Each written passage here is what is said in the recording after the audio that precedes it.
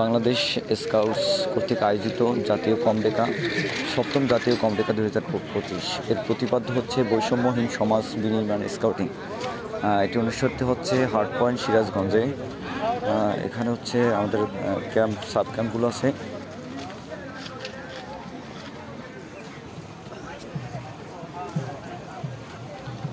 আমাদের সচিবালয় হচ্ছে ওখানে।